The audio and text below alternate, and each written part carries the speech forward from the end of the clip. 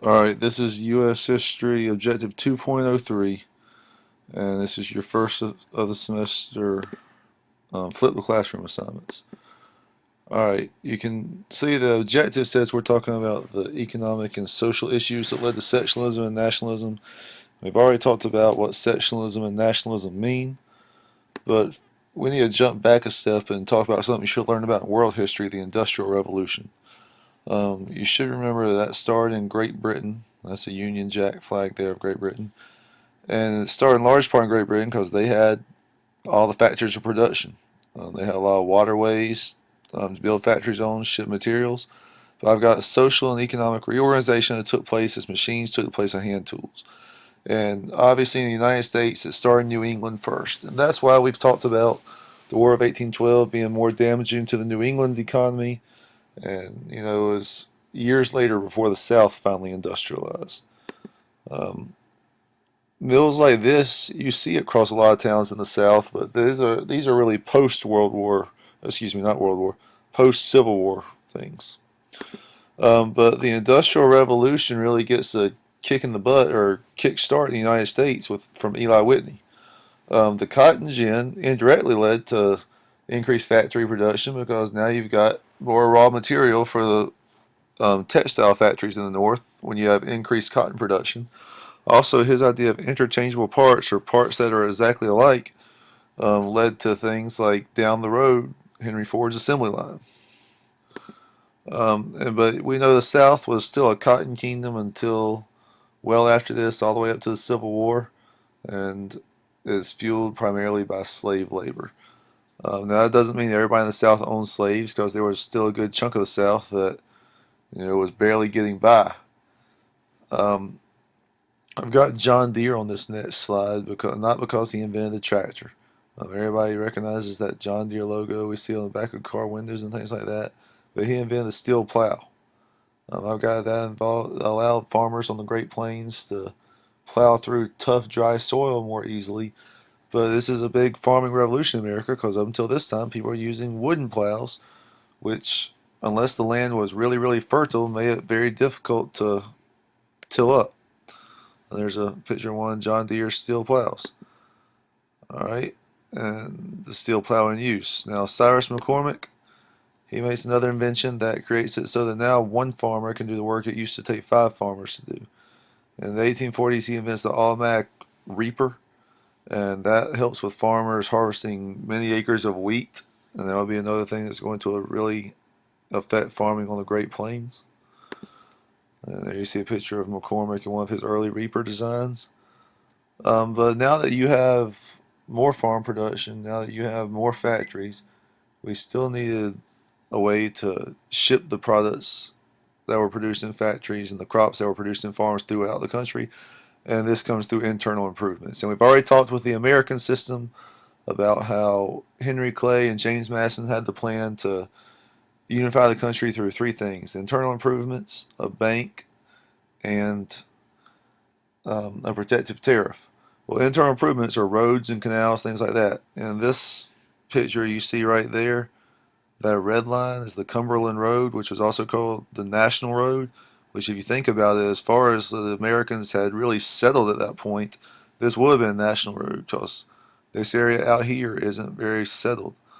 Um, but the two main internal improvements that probably got the most attention because they changed people's lives the most of the time were right here, the Erie Canal, and right there, the National Road.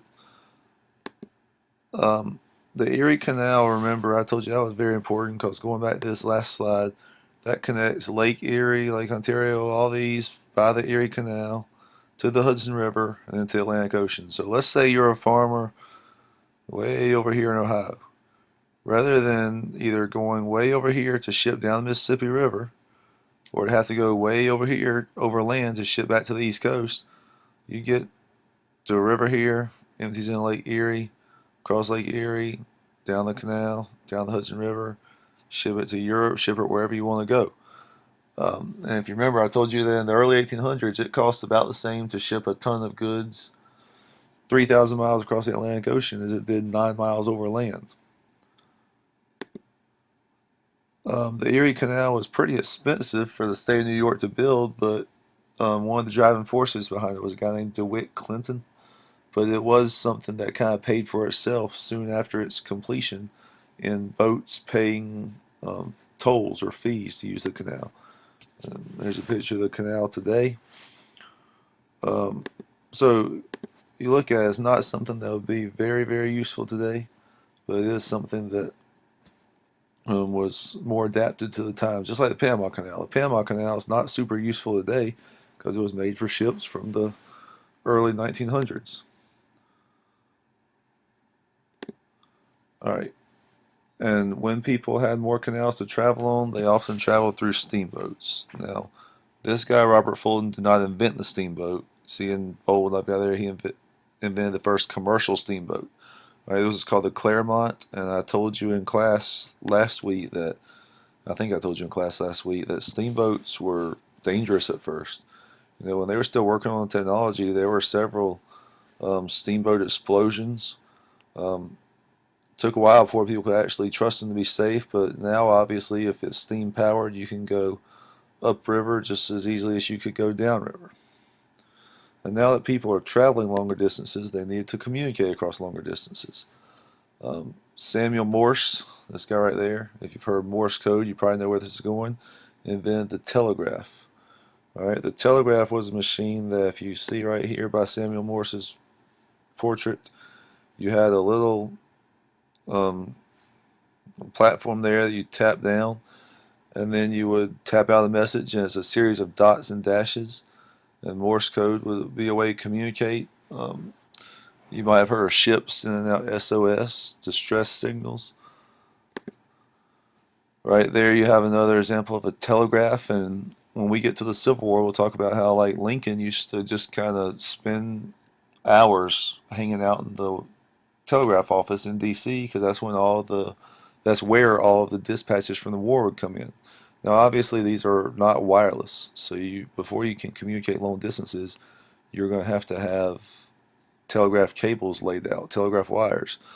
Um, but maybe if telegraph wires had been laid throughout the country, you wouldn't have had something like the Battle of New Orleans, which we talked about happening almost 2 weeks after the Treaty of Ghent was signed, ending the War of 1812.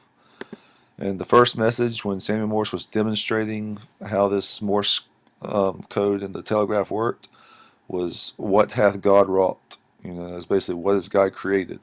It's a pretty fascinating thing in 1844 to people that he could send the message in an instant from Washington D.C. to Baltimore, and I think he actually transmitted from the old Supreme Court chamber originally.